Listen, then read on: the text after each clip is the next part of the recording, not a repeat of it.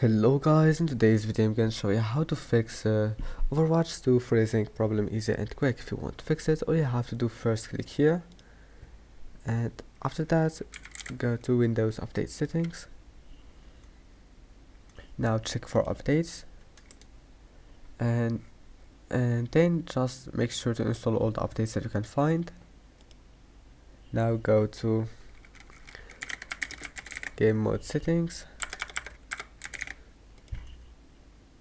Turn this one on, go to captures, turn off recorded audio, background recording, go to Xbox Game Bar, turn it off, and then go to GeForce Experience. Now go to drivers, check for updates, and install the latest update for your graphics card.